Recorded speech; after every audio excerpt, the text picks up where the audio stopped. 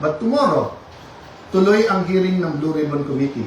I am still the legitimate, legal, moral Senate President of the Republic of the Philippines.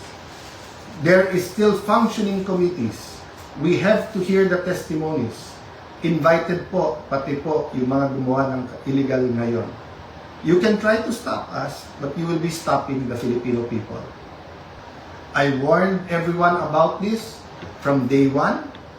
We warned everyone yesterday when we explained the use of the parliamentary tool of not having a quorum.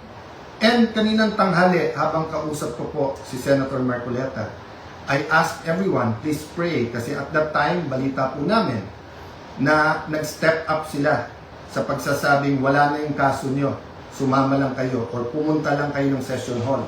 I even got a text yesterday, pumunta lang daw ako or si Senator Loren para nga at least mag-open and close. Nangyayari po minsan yan, that's a longer story. Pero naramdaman ko na po kahapon na baka may isang dumating, so 12 plus 1 equals 13. So 12 pa rin po ngayon, ay pang-11 pa rin po. Dahil sa ating konstitusyon, sa ating rules of the Senate, kailangan pong 13. Hindi po kami nagpipilit sa kapangyarihan. I can go as Senate President, even as Senator anytime. Hindi po ba ako lang ang katangi-tangi sa mga matataas na opisyal na nung nangyari yung flood control scam ay nagsabi, ba't hindi na lang tayo lahat mag-resign? Bakit po ngayon, after asking me to resign yesterday, illegal po. Actually po, hindi nila ako tinanggal. Naglagay ng acting. Senator Win, Lucian, ingat kayo dyan. You're playing around with fire. This is not just about the Senate. This is about the Philippine Constitution.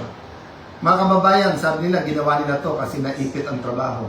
Wala naman po silang ginawa ngayon. Kung hindi baguhin ang mga committee para walang Blue Ribbon Committee hearing bukas. Para hindi maimbitahan ang 18 Marines. Pinalitan nila ang presiding officer. Bakit po? Nagpakita po ba ako ng kahit anong partiality sa conduct or pag-usog ng impeachment court? Alam niyo po, madidelay po ang impeachment sapagkat pag pinalitan ang rules ay kailangan pa ho na magkaroon ng publication. So pati po ang ating mga arrangement ngayon magbabago. Bukod pa ho doon, pwede mag-motion for reconsideration kung legal. Ang problema, illegal po ang sesyon kanina. So this is their answer to the crisis they made.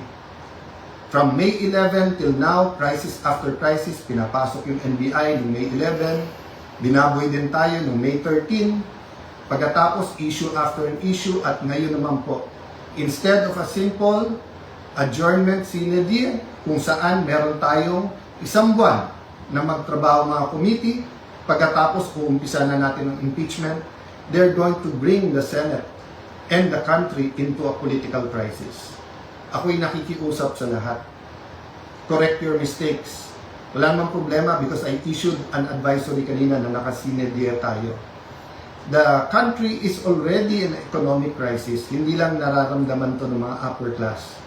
The world is in crisis because of what's happening in Israel, Iran, US, in what's happening with that conflict.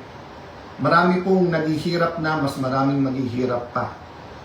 We need the impeachment to be fair and impartial.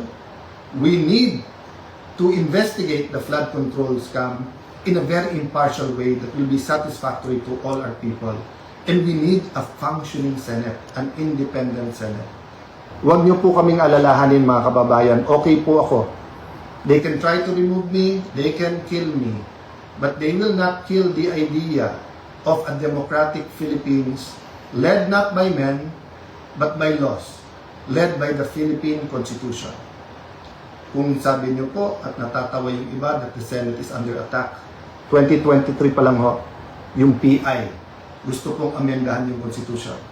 After magsalita si Senator Aimee, wala daw katotohanan yon. Ngayon po, binasura ang Constitution. Ano ba tingin yung kasunod nito? So mga kababayan, again, God is sovereign. Let's all reflect on this and pray. But tomorrow, tuloy ang hearing ng Blue Ribbon Committee. I am still the legitimate, legal, moral Senate President of the Republic of the Philippines. There is still functioning committees. We have to hear the testimonies. Invited po, pati po yung mga gumawa ng illegal ngayon. You can try to stop us, but you will be stopping the Filipino people. So sa ating mga kababayan who wants to pray or have a prayer vigil sa Senado bukas, pumunta po kayo. Pag hindi po kami pinapasok, de sama-sama na po tayo outside Dakulambo. Ang problema po, pag in-outside nyo Dakulambo, ang mga legitimate leaders ng Senado, para nyo na pong sinabing sinunog nyo po ang Philippine Constitution. Sana naman po, tonight, makapag-isip-isip ang mga gumagawa nito. Again, sincerely po, we pray for all of our leaders and we tell everyone here, let's pray for our country and may God bless the Philippines.